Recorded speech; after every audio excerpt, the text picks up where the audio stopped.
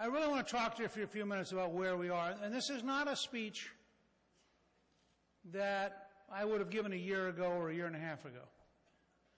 And I've thought about it a lot, and I just finished and sent to my publisher at Regnery a new book that will be out in May called To Save America. And the subtitle of it is Stopping Obama's Secular Socialist Machine. Last year, the President proved they had a machine. When I use the term secular socialist machine, I mean that. And he proved they have a machine when they got $787 billion with no elected member having read the bill. Now, no taxation without representation, a term Obama might remember from history, which was used by the Americans to explain why the British monarchy was unacceptable, actually means that representation has to know what they are taking your money for. So, if you have spending with no representative knowing what it is, you don't have representative self-government. You have a machine. And that was the first signal that this is very different. This is the most radical administration in American history. And I began to realize after a year of watching them that if you think about the group that meets together in the White House, their experience is the machine politics of Chicago, the corruption of Springfield, and the radicalism of Alinsky. And it comes together in a format, and then they meet with their two colleagues, Pelosi and Reid, and you have a perfect, unrepresentative left-wing machine dedicated to a secular socialist future. And what really got me to understand how different this period is, I believe this is the most serious conflict since the 1850s. And the reason I say that is the American people by last summer began to send a signal. They went to town hall meetings. They formed tea parties. The polling numbers got worse and worse.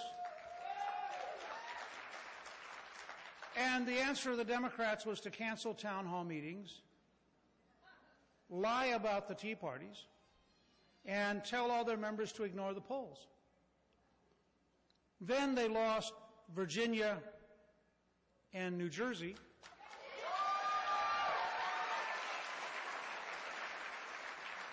Exactly as in 1993 they had lost Virginia and New Jersey.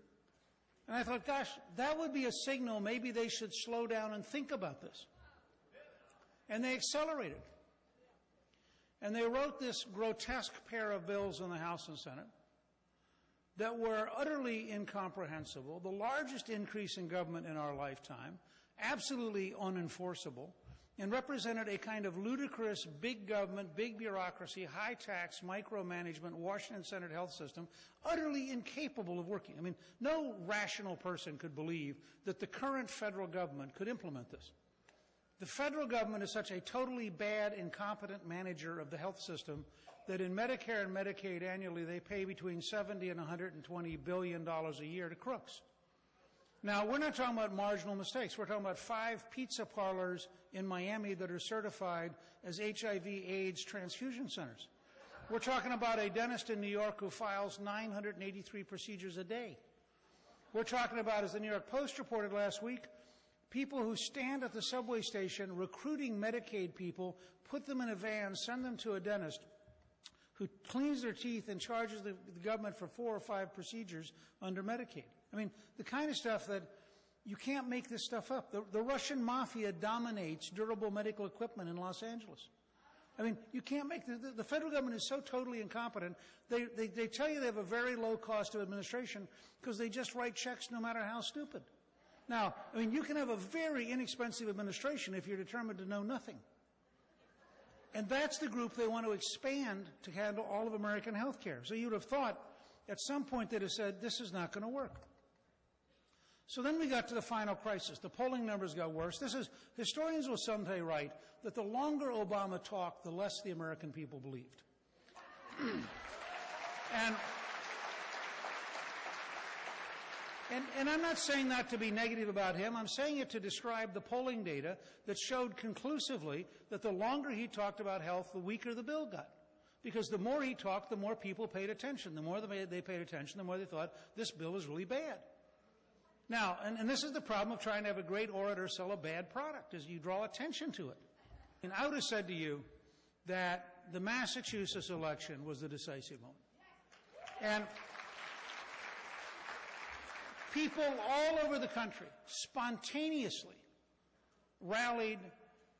And in the last 14 days, Scott Brown raised $10 million on the Internet, of which I would guess 9,900,000 came from people he'd never met. Because they were trying to send a signal.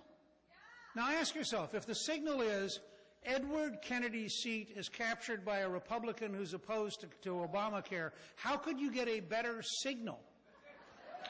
Okay? So there's a moment of exultation. I remember I was in Cincinnati with Rob Portman, who's going to be a great U.S. Senator, the night after the victory in Massachusetts.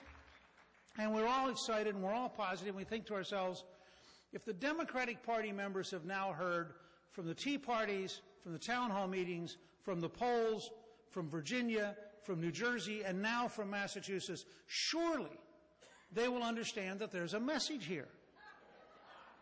And they did. It took them about a week. For about a week they were stymied, and then they sat in the room at the White House and they said, you know what?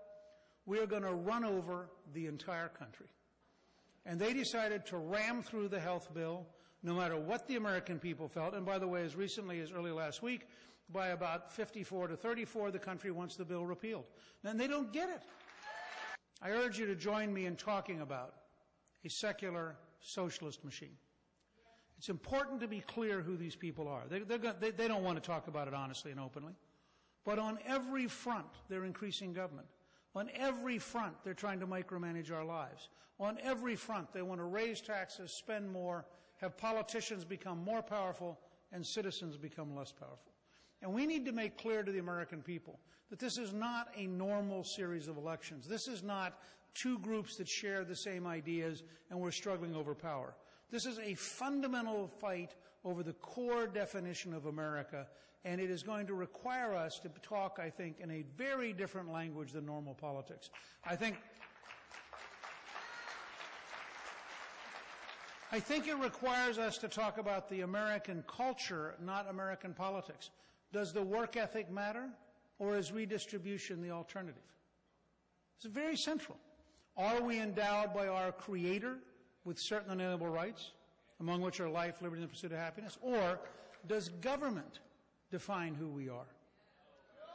And I believe the radicalism of this administration and the incompetence of this administration make it possible to have a decisive choice for every American, and we need to make sure it's a choice of two positive versions, not Obama versus anti-Obama, but America versus a secular socialist machine.